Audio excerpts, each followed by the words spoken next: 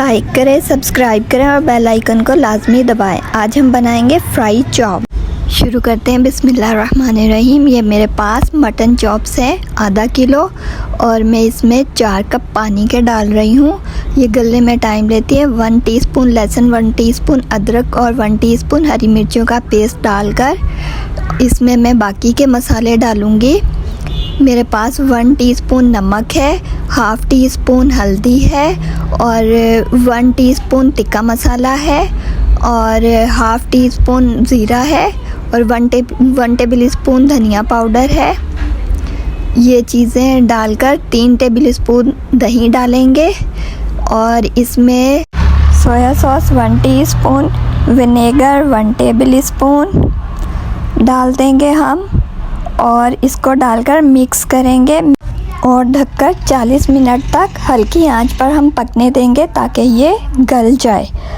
और जैसे ये गल जाएगी तो फिर हम इसका पानी खुश्क करेंगे। ये देखें ये गल चुकी है। अब हम इसका पानी खुश्क कर लेंगे। पानी खुश्क करने के बाद मसाले डालेंगे इसमें।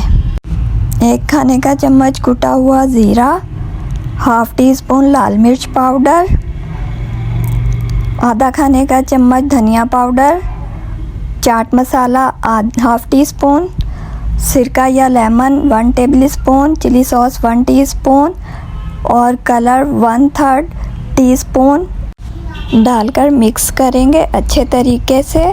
नमक इसमें हमने नहीं डाला। अब मैं नमक डालूँगी half tea spoon. 2 table spoon cornflour के डालकर मिक्स कर लेंगे और चाप को अच्छे तरीके से कोट करेंगे। कोट करने के बाद मीडियम फ्लेम पर हम ऑयल डालकर गरम करके चाप अपनी फ्राई कर लेंगे। इसमें 3 मिनट के बाद हमने इसकी साइड चेंज कर देनी है। जब तक कोटिंग सेट नहीं होती तब तक इसकी साइड चेंज नहीं करेंगे। 5 मिनट तक इसको फ्राई करेंगे। फ्राई करने के बाद निकाल लेंगे।